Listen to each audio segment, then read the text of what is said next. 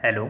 जय हिंद दोस्तों आज हम लोग देखने वाले हैं आरपीएफ कांस्टेबल परीक्षा 2024 के लिए पिछले वर्ष आरपीएफ में आए हुए जीके के प्रश्नों को। दोस्तों ये सब प्रश्न बहुत इंपॉर्टेंट प्रश्न है दोस्तों, बार बार एग्जाम में पूछे जाते हैं, किसी न किसी एग्जाम में हमेशा आते रहते हैं। तो आइए देखते हैं इन सब प्रश्नों को देखते हैं।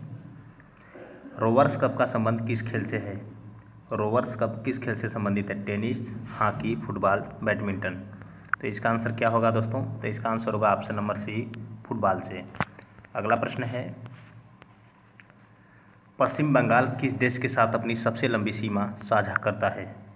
भूटान, बांग्लादेश, म्यांमार, नेपाल। तो इसका आंसर होगा ऑप्शन नंबर बी, बांग्लादेश के साथ। अगला प्रश्न है,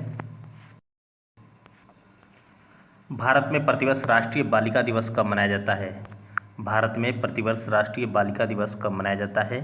5 जून, 9 सितंबर, 12 मई, 24 जनवरी। तो इसका आंसर होगा ऑप्शन नंबर डी, 24 जनवरी को। ओके दोस्तों, और 5 जून को विश्व पर्यावरण दिवस मनाया जाता है। अगला प्रश्न है, बराबर की गुफाएं भारत के किस राज्य में स्थित हैं? बराबर की गुफाएं भारत के किस राज्य में स्थित हैं? महाराष्ट्र, बिहार, मध्य प्रदेश, गुजरात। तो इसका आंसर होगा ऑप्शन नंबर बी, बिहार में। अगला प्रश्न है दोस्तों, किस राजा ने भुवनेश्वर में प्रसिद्ध लिंगराज मंदिर का निर्माण करवाया था? लिंगराज मंदिर का निर्माण किस राजा ने करवाया था? भीमरथ, जंजमेर प्रथम, ययाति केसरी, धर्मरथ। तो इसका आंसर होगा option number C, Yayati Kesari ने। अगला प्रश्न है, भारतीय संविधान सभा में महिला प्रतिनिधियों की संख्या कितनी थी? संविधान सभा में महिला प्रतिनिधियों की संख्या कितनी थी? 13, 12, 15, 18। तो इसका आंसर होगा ऑप्शन नंबर सी, 15। अगला प्रश्न है, भारतीय संविधान का निम्नलिखित में से कौन सा अनुच्छेद अंतर्राष्ट्रीय शांति और सुरक्षा के प्रचार से संबंधित है? अंतर्राष्ट्रीय शांति और सुरक्षा के प्रचार से कौन सा अनुच्छेद संबंधित है? अनुच्छेद 48, अनुच्छेद 49, अनुच्छेद 50, अनुच्छेद 51। तो इसका आंसर होगा ऑप्शन नंबर डी, अनुच्छेद 51। अगला प्रश्न है, विधान परिषद के एक तिहाई सदस्य प्रत्येक कितने वर्ष के बाद सेवानिवृत्त हो जाते हैं? 1, 2, 3 या 4। तो इसका आंसर होगा दोस्तों ऑप्शन नंबर सी, 2 वर्ष के बाद। अगला प्रश्न है, ऋग्वैदिक काल में रावी नदी को अन्य किस नाम से जाना जाता था? आस्किनी, विपाशा, परशुड़ी, वितस्ता। तो इसका आंसर होगा दोस्तों ऑप्शन नंबर सी, परशुड़ी के नाम से। अगला प्रश्न है, अशोक के टोपरा तथा मेरठ से 2 स्तंभ लेखों को दिल्ली निम्न में से कौन सा सुल्तान लाया था?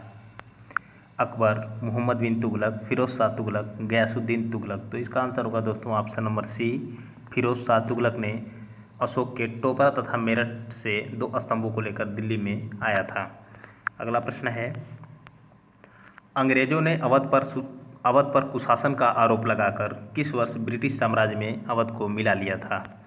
1845, 1850, 1856, 1858। तो इसका आंसर होगा ऑप्शन नंबर सी, वर्ष 1856 में।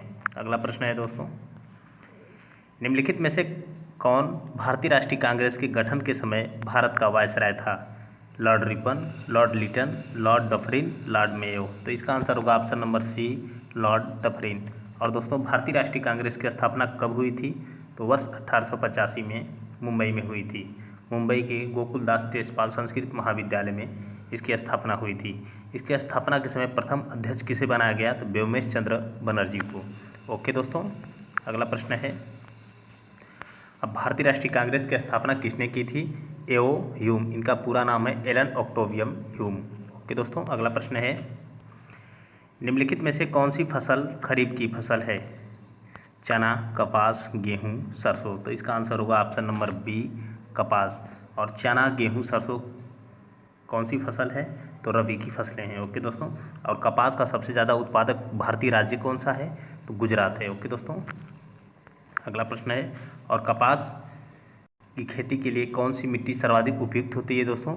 तो काली मिट्टी। और काली मिट्टी को रेगुर मिट्टी के नाम से भी जाना जाता है। दोस्तों, चेरनोजम के नाम से किस मिट्टी को जाना जाता है? तो जलोढ़ मिट्टी। या जलोढ़ मिट्टी का सर्वाधिक विस्तार किस क्षेत्र में पाया जाता है भारत में? तो उत्तर भारत में पाया जाता है। अगला प्रश्न है, पिछौला झील निम्नलिखित में से किस राज्य में स्थित है?